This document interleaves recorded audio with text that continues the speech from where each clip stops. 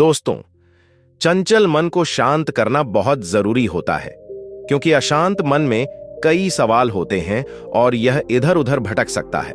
गौतम बुद्ध मन को शांत करने के आयामों के बारे में बताते हैं। हम सभी जानते हैं कि व्यक्ति का मन बहुत चंचल होता है। यही कारण है कि मन अशांत रहता है और कई तरह के सवालों का जन्म भी अशांत मन के कारण ही होता है। यदि आप जीवन में शांति चाहते हैं तो इसके लिए जरूरी है मन को शांत करना। लेकिन मन को शांत कैसे किया जाए? गौतम बुद्ध से जुड़ी इस कहानी के माध्यम से आप जान सकते हैं कि मन को शांत करने का क्या तरीका है।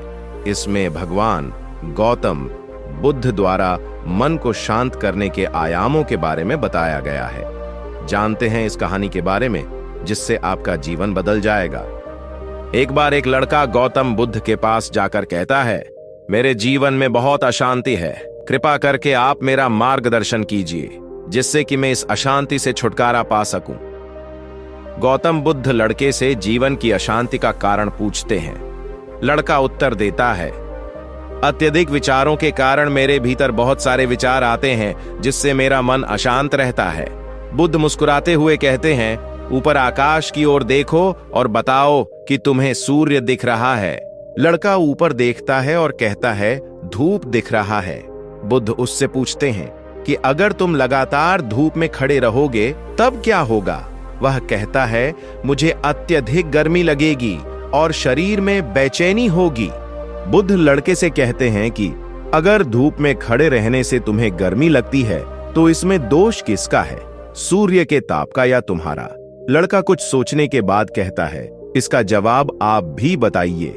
बुद्ध कहते हैं, सूर्य का काम है ताप देना और ताप का काम है गर्मी लगना।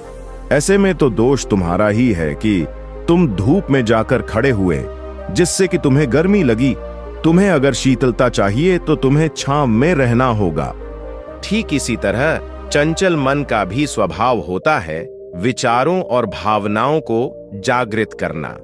विचार क्षण भर के लिए होते हैं, लेकिन विचार से पैदा हुई भावनाएं देर तक टिकी रहती हैं।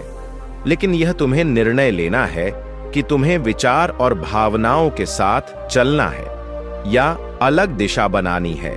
बुद्ध कहते हैं, मन को शांत करने के लिए तन के आयाम पर काम करना सबसे आसान तरीका है।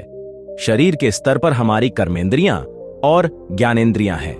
कर्मेंद्रियां कर्म और ज्ञानेंद्रियां ज्ञान से जुड़ी होती हैं। इससे हम अपनी संवेदनशीलता को बढ़ा सकते हैं, यानी हम जो भी काम करें उसे आनंद के साथ करें। मन के आयाम से हटकर तन के आयाम पर जाने से ही तुम्हारा चित्त शांत होगा।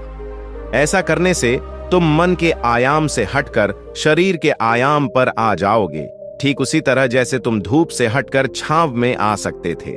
मन के आयाम से हटने पर तुम्हारी जागरूकता तन पर आ जाएगी। जब तुम तन के आयाम पर काम करोगे तब तुम्हारा चित्त शांत होगा। इसलिए हर काम को तन के आयाम पर करने से मन स्वतः शांत हो जाता है। अपने मन के विचार और भावना को नहीं, बल्कि सुर को सुनो।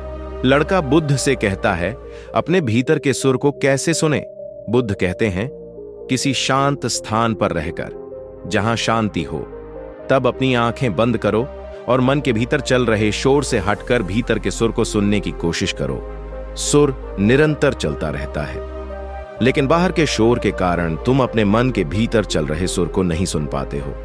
जब तुम अपने दोनों कानों को अपने हाथों से बंद कर दोगे, तभी मन के सुर को सुन पाओगे।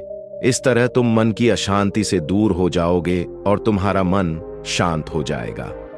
यदि आपने अब तक पूरे कहानी को सुना है तो मैं आपसे छोटा सा एक अनुरोध करना चाहता हूं। कृपया इस चैनल को सब्सक्राइब करें, ऐसे ही ज्ञान से भरपूर आपके लिए वीडियो ले आ सकूं। बुद्धम शरणम।